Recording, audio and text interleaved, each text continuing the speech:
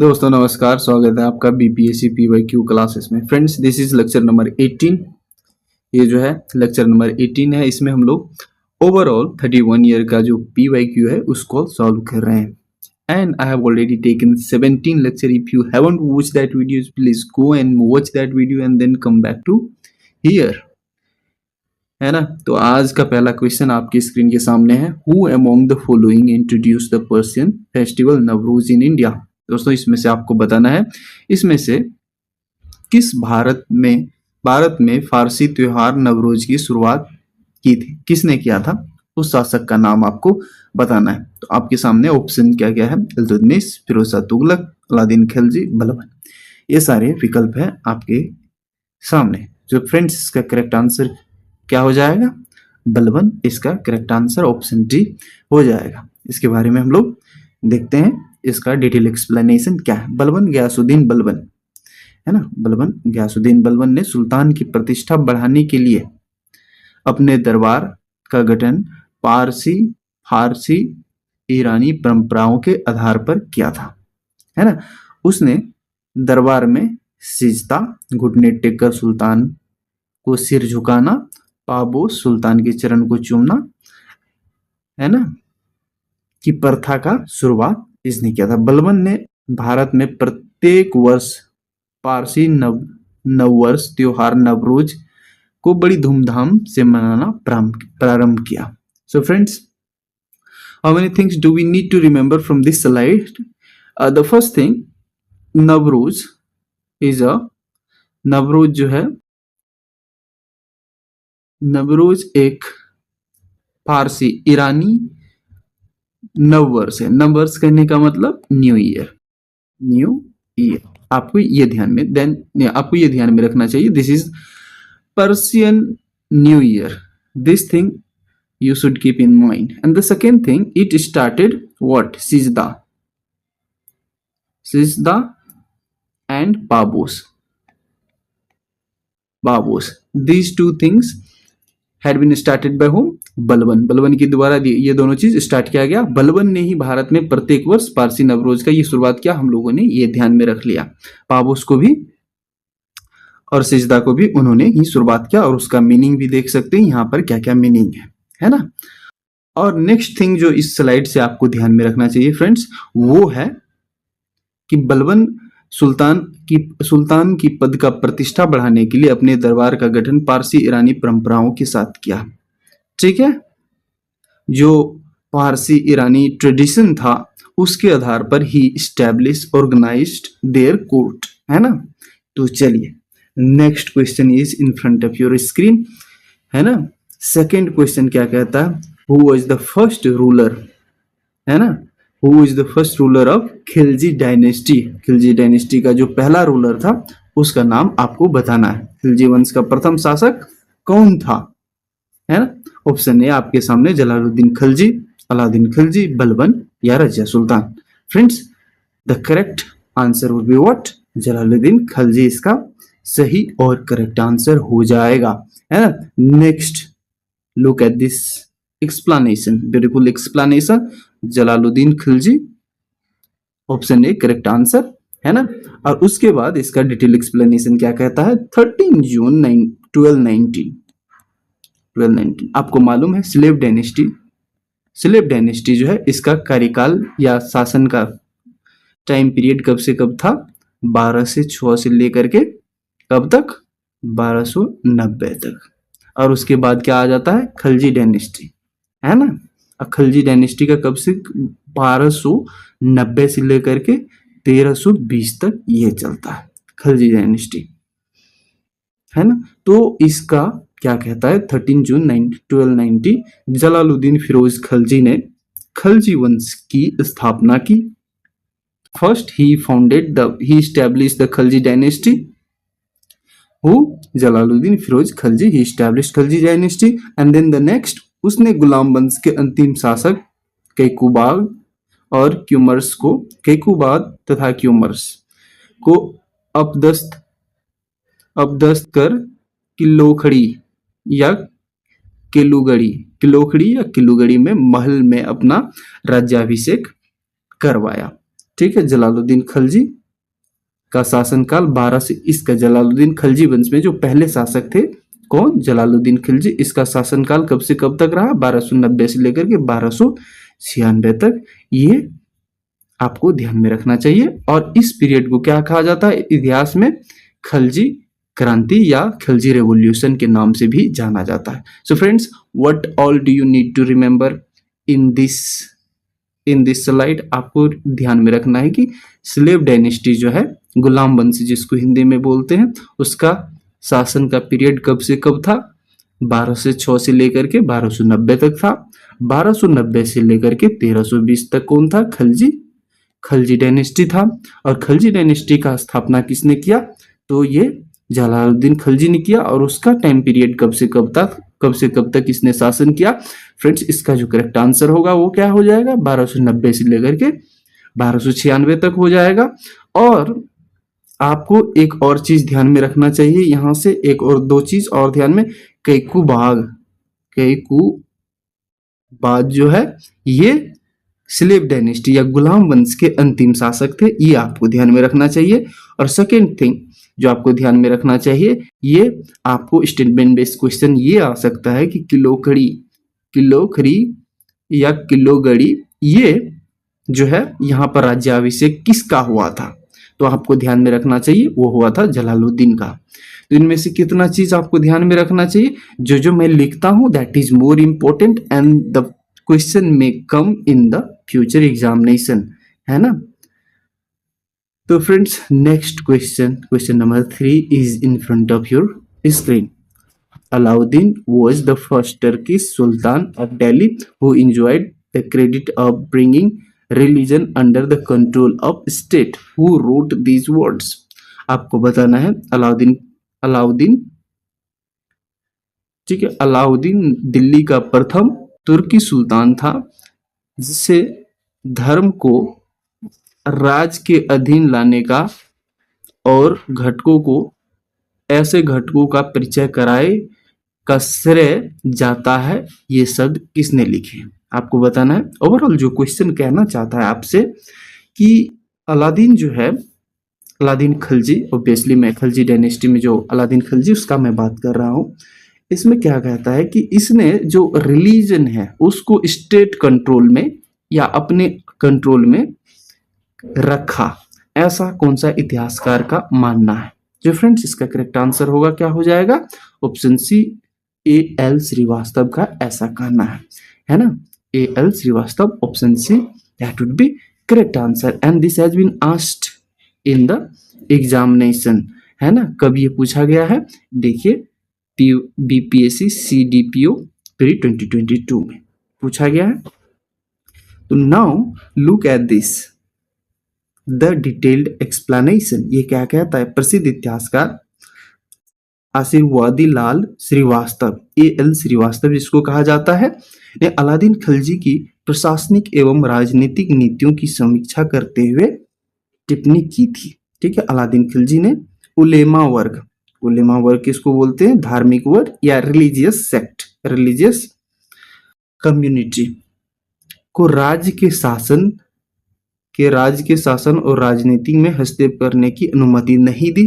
कहने का मतलब कि जो रिलीजन था, he kept religion completely separate from state, उसको उसमें जो दखल अंदाजी होती थी, ऑब्वियसली आप दिल्ली सल्तनत के टाइम में देखोगे या बाद में भी आप अगर कई शासक को देखोगे, they will try to integrate religion with politics. नहीं, अलाउद्दीन खिलजी ने क्या कहा कि नहीं, जो धार्मिक वर्ग है या रिलीजियस जो लॉज है वो एक स्टेट के अकॉर्डिंग होना चाहिए, ऐसा नहीं कि वो स्टेट से बाहर होना चाहिए या स्टेट को सूट ना करे, स्टेट पॉलिटिक्स को सूट ना करे। तो ये एक प्रकार से कह सकते हैं जो हस्तक्षेप था काजी का, या उस टाइम जो रिलीजियस हेड होते थे, ऑब्वियसली जो इस्लाम में जो हेड होते थे, उसको इसमें अपने पॉलिटिक्स में इंटरफेयर करने से उनको काफी ज्यादा सख्ती से मना किया। उसने सुल्तान के पद को सर्वोच्च माना,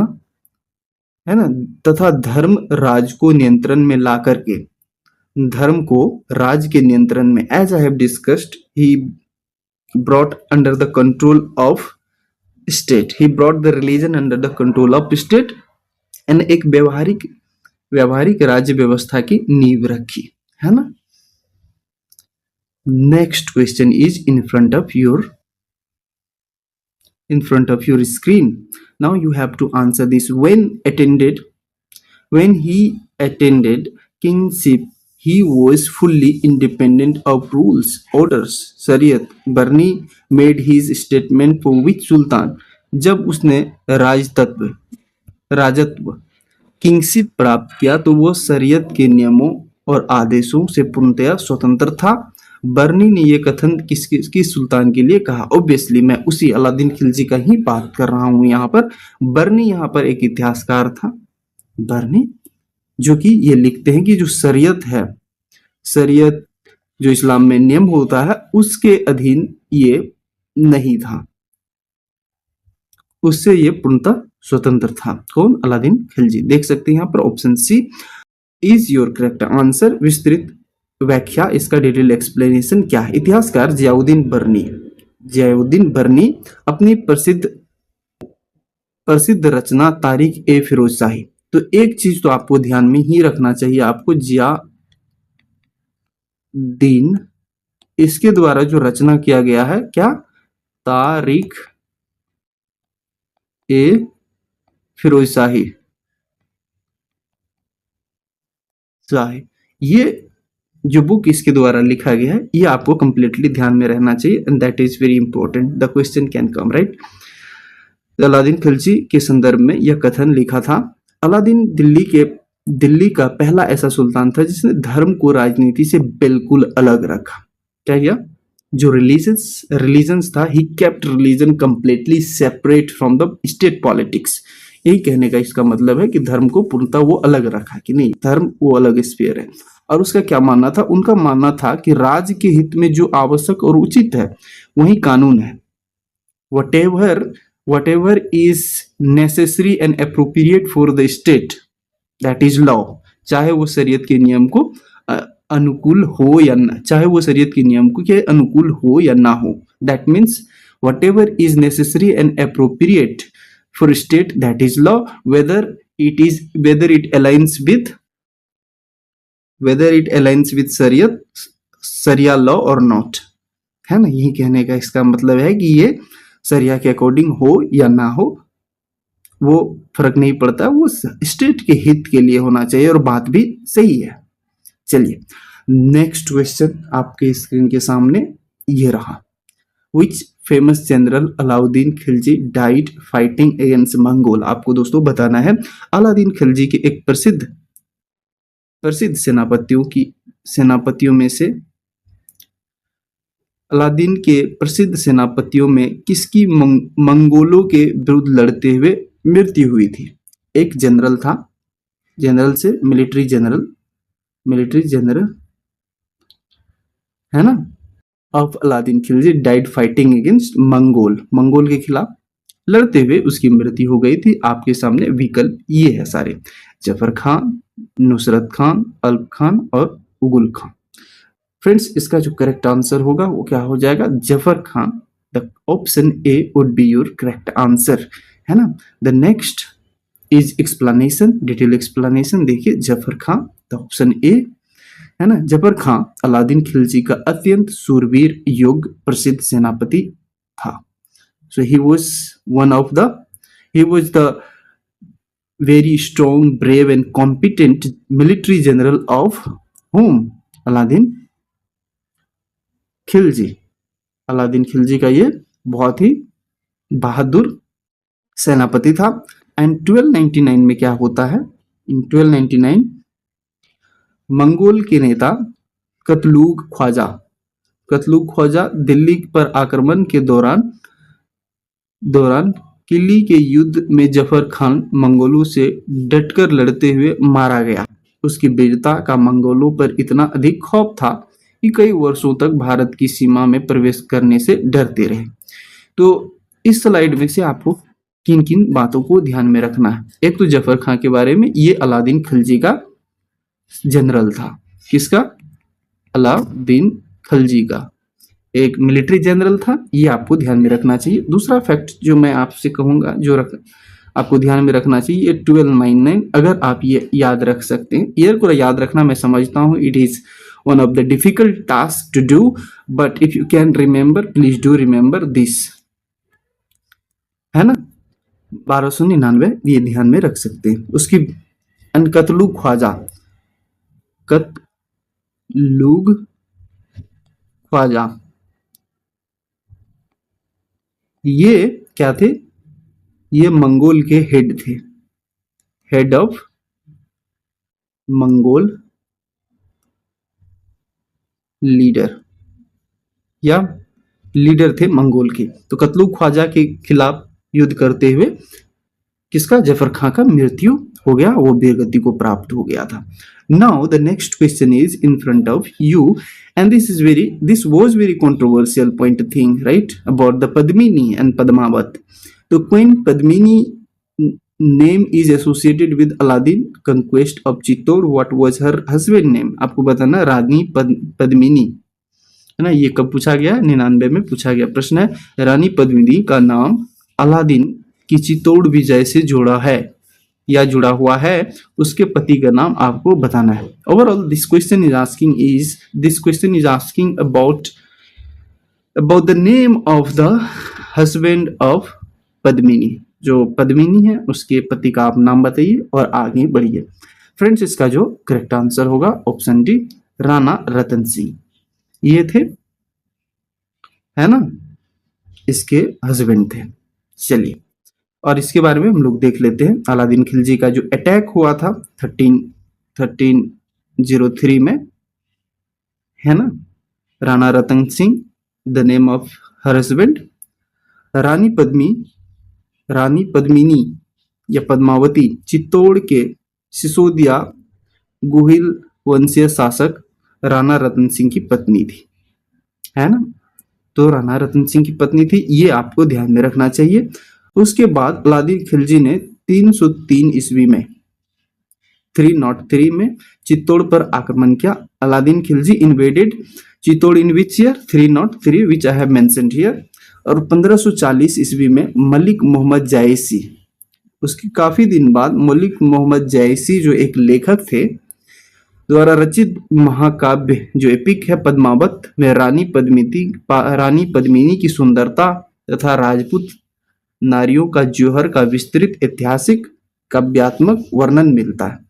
तो मलिक मोहम्मद जायसी जो है, he was a writer, right? He wrote one epic called Padmaavat, जो पद्मावत उन्होंने लिखा।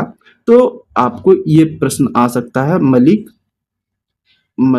मोहम्मद जायसी,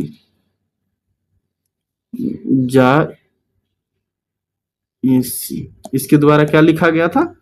पद्मावत, है ना। तो पद्मावत किसके द्वारा लिखा गया था? मलिक मोहम्मद जायसी के द्वारा। And when it was written, in which year? This is year 1540, 1540 में ये लिखा गया था, है ना। The next would be what? The next question, question number 7 is in front of your screen and you have to answer it, friends, correctly.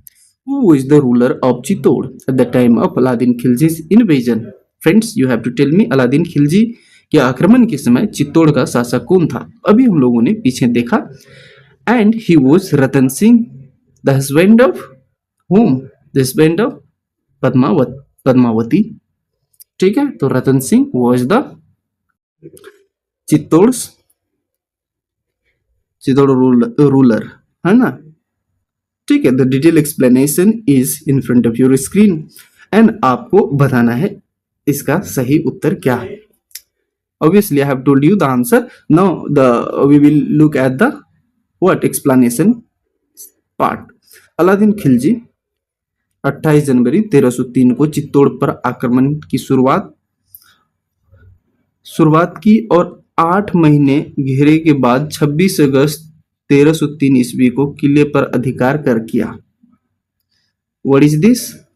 It took him 8 month, है ना, 8 महीने पूरे लगे किले का घेराबंदी करने के बाद। आक्रमण के समय चित्तौड़ के शासक राणा रतन सिंह जो वीरता पूर्वक लड़े और वीरगति को प्राप्त हुए।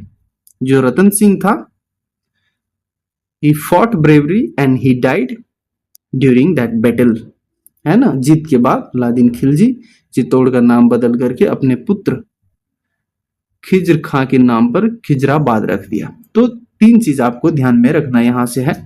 एक तो अलादीन खिलजी ने अटैक किया, कब? 1303 में।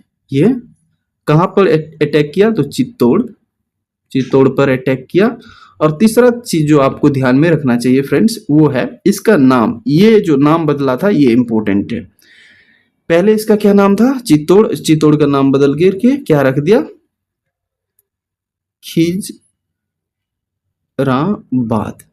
ये आपको ध्यान में रखना ही चाहिए, है ना। Question can come after winning the battle in Chittor, what the name of Chittor was changed, what was the changed name or renamed of Chittor. तो आपका चित्तौड़ का जो रिनेमिंग हुआ था वो आपको खिजराबाद ध्यान में friends you need to keep in mind, है ना। तो क्वेश्चन नंबर 8 आपके स्क्रीन के सामने है। इसके साथ who was the ruler of Devagiri at the time of Alauddin Khilji's invasion. Alauddin Khilji के आक्रमण के बाद देवगिरी का शासक कौन था? Friends the correct answer for this would be Devchandra. Devchandra एक यादव वंश का शासक था। देवचंद्र एक यादव शासक रामचंद्र जो है, if I said Devchand so forgive me for that. Ramchandra इसका जो है मैं, ठीक है, रामचंद्र जो है वो यादव शासक रामचंद्र देव प्रथम यहाँ पर जो है अटैक किया था 1296 में। कौन? अलादीन खिलजी ने। तो इसमें से हम लोगों को क्या क्या ध्यान में रखना चाहिए, पहले इसका हम लोग एक्सप्लेनेशन पढ़ लेते हैं। 1296 में अलादीन खिलजी सुल्तान बनने के बाद देवगिरी के यादव शासक रामचंद्र पर प्रथम सफल आक्रमण किया था, ठीक है। 1307 में मलिक काफूर के नेतृत्व में देवगिरी पर पुनः आक्रमण हुआ था जिसमें रामचंद्र की पराजय हुई थी। तो पहले जो है देवगिरी पर कब अटैक हुआ था? इस समय 1296 में। लेकिन उसके बाद मलिक काफूर के नेतृत्व में, in the leadership of Malik Kafur, the Devagiri was invaded again, है ना, जिसमें इसका रामचंद्र देव की पराजय हो जाती है और उसके बाद इसको लाया जाता है दिल्ली। किसको? रामचंद्र देव को। अलादीन ने रामचंद्र देव को दिल्ली बुलाकर रायन की उपाधि उसको प्रदान किया। 1 लाख टका नवसारी गुजरात का क्षेत्र प्रदान किया और अपना मित्र बना लिया। तो इसमें से आपको जो ध्यान में चीजें रखनी है वो है रामचंद्र देव के बारे में, ध्यान में रखना है। ये कौन सा? ये यादव वंशी थे। दैट मीन्स ये यादव डायनेस्टी से थे। सेकेंड चीज जो मैं आपको कहूंगा ध्यान में रखना चाहिए, ये 2 बार अटैक हुआ था, 1296 और एक 1307 में। ये अगर आप ध्यान में रख सकते हैं तो well and good. Second thing, जो इसको उपाधि दिया था रायन का उपाधि दिया था, ये दैट इज इंपॉर्टेंट। और उसके बाद उसको अपना मित्र बना लिया। तो this 3 or 4 things that you need to remember from this slide. इस स्लाइड से आपको ये 3-4 चीजें ध्यान में रखनी चाहिए, ठीक है।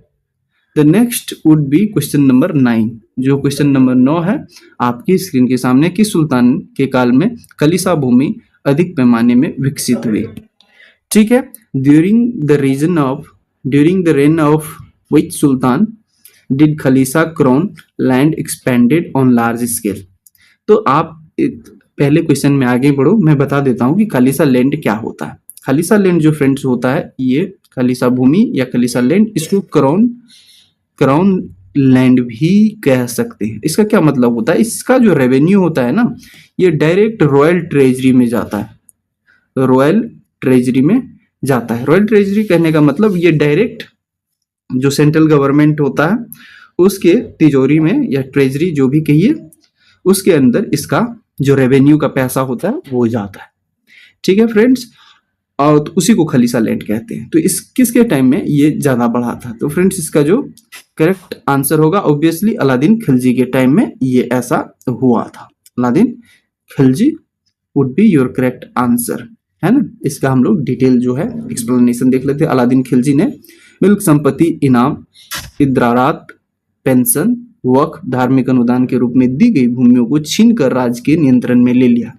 आप समझ सकते हैं यहाँ पर जो पेंशन के लिए दिया गया था, जो धार्मिक कार्यों के लिए दिया गया था, संपत्ति के तौर पे दिया गया था, उनको ये छीन करके एकदम से उसको खालिसा लैंड बना लेते, उसको राज्य के नियंत्रण में उस भूमि को ले लिया। परिणाम स्वरूप सरकारी नियंत्रण वाली खालिसा भूमि जो क्राउन लैंड था, इसका क्षेत्रफल अत्यधिक बढ़ गया। ऑब्वियसली जो डोनेशन में दिए हो या धार्मिक कार्यों के लिए दिए हो उसको वापस लोगे तो खालिसा लैंड तो बढ़ेगा ही, है ना। इससे सुल्तान के केंद्रीय खजानों राजस्व में बहुत बड़ी वृद्धि हुई और बिचौलियों जैसे खुद मुकदम चौधरी इसका जो विशेषाधिकार था वो समाप्त हो जाता है यहाँ से।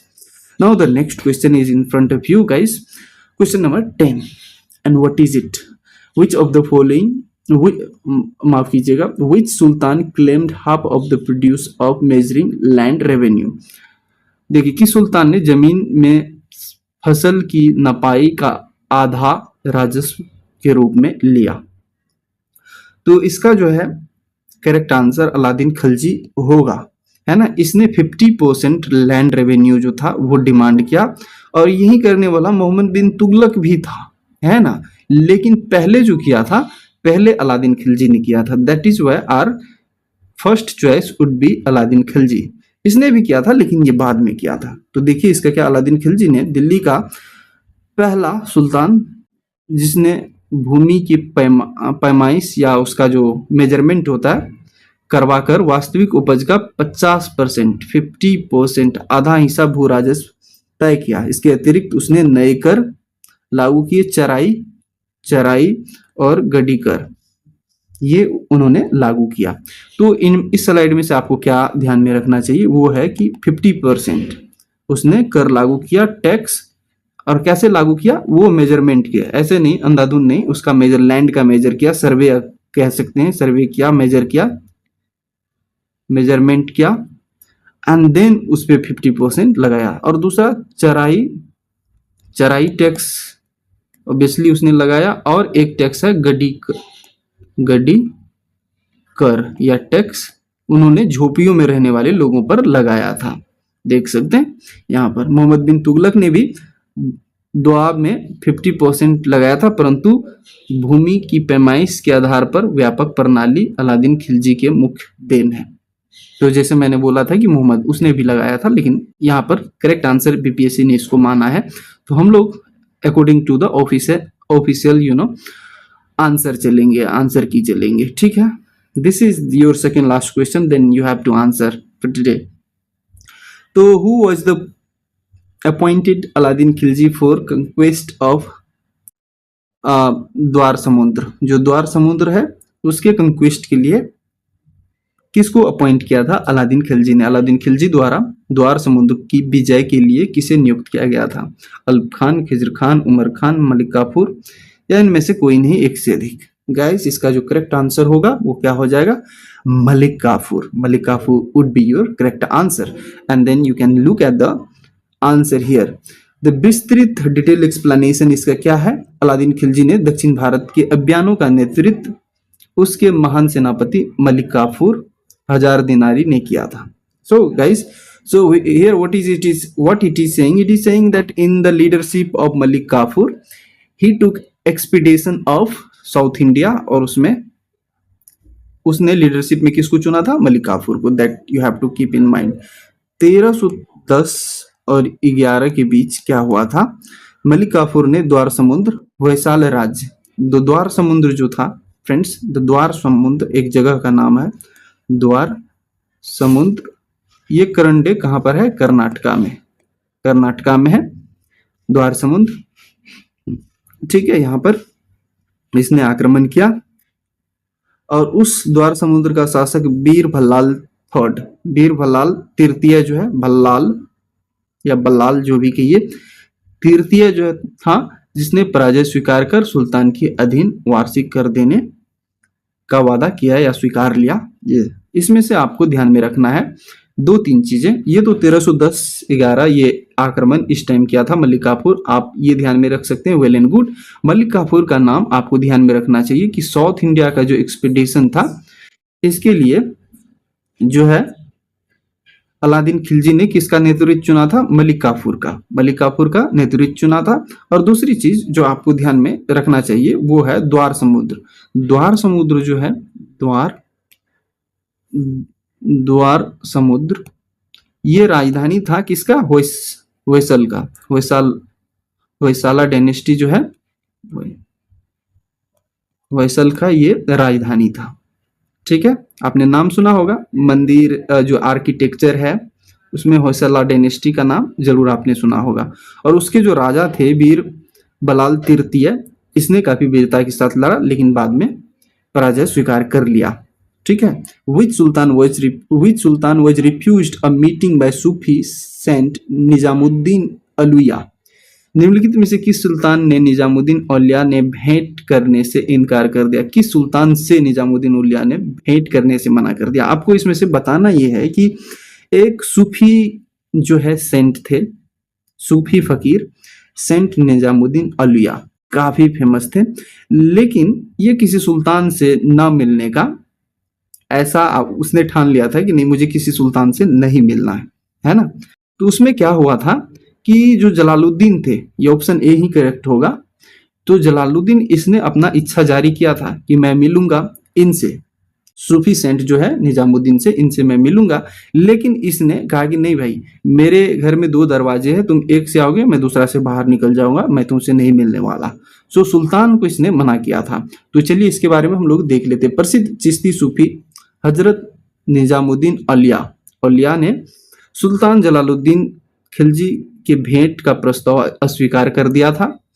अलादीन खिलजी के संदर्भ में औलिया का प्रसिद्ध कथन था कि मेरे घर के दो दरवाजे हैं, सुल्तान एक दरवाजे से प्रवेश करेगा तो मैं दूसरे से बाहर निकल जाऊंगा। ठीक है, तो ये आपका friends that would be your correct answer. BPSC 2000 की कुंजी में जलालुद्दीन खिलजी को ही सही माना गया था। गयासुद्दीन तुगलक के संबंध में औलिया हुंजनूर दिल्लू दूरअस्त कहा गया था। तो चलिए जो आज का क्वेश्चन है that is done for today, and then thank you very much guys for watching my videos, and if you do like and subscribe to my YouTube channel, अगर आप इससे बेनिफिट ले रहे हैं, अगर आपने मेरे चैनल को विजिट किया है, and then if you are thinking that this is interesting, then this is right time to subscribe to my channel guys, and do support me. I'm helping you to learn better, and you should also help me by liking and subscribing, then you can motivate, right? So तो हम लोगों ने जो discussion किया that is fine. जो कुछ discussion है मैं यहाँ आप लोगों के साथ शेयर करता हूँ, वो है ये कि सबसे पहले ये है लेक्चर नंबर 18 मेडिवल हिस्ट्री का, है ना, मेडिवल हिस्ट्री का है ये लेक्चर नंबर क्या है 18। इससे पहले अगर आप लोगों ने नहीं देखा है लेक्चर 17 तक या 17 तक, please go and watch those video and then come back to this video. तो आपको पहले जाकर के उन वीडियोज को देखना चाहिए एंड फिर इस पे आना चाहिए, तो एक सीक्वेंस बना रहेगा, है ना। तो मेरा रिक्वेस्ट है कि पहले जाइए आप उन सभी वीडियोज को देखिए, एक के बाद दूसरे, दूसरे के बाद तीसरे, है ना, और फिर इस पे आइए, then that would be nice and perfect. अगर यहाँ से भी देख रहे हैं तो कोई बात नहीं है, but just you need to maintain consistency कि आप, मैं कंसिस्टेंसी के साथ वीडियोस बनाता हूँ, तो then you also need to be patient to watch this video, है ना। और इसमें जो है हम लोग केवल और केवल PYQ को ही सिलेक्ट करते हैं, PYQ जो कि एक्चुअली में पूछा गया है, ना कि इधर उधर का हवाबाजी वाला क्वेश्चन, है ना। तो मैं आप लोगों से रिक्वेस्ट करूंगा कि आप बिल्कुल, अगर इस इनिशिएटिव से आप अगर लाभ उठाते हैं, then please it's your duty to like and subscribe. It is kind of your channel guys, this is not only my channel, है ना। तो एक रिक्वेस्ट है आप लोगों से, and if you can make other people subscribe that would be even better for me, है ना। तो इसमें जो है ओवरऑल हम लोग 31 ईयर का PYQ जो है प्रीवियस ईयर क्वेश्चन 31 ईयर का हम लोग कवर करने वाले हैं। और सब्जेक्ट वाइज सबसे बड़ा बात क्या है, सब्जेक्ट वाइज ऐसा हम लोग करने वाले हैं, ठीक है। तो अभी मैंने कवर किया है वो क्या, एंशिएंट हिस्ट्री का मैंने कंप्लीटली कवर कर दिया जो 31 ईयर का है। And now I am going with medieval history का भी अब कुछ 5 से 10 दिन में ये कंप्लीट हो जाएगा, 5 दिन मुश्किल से ये लेगा।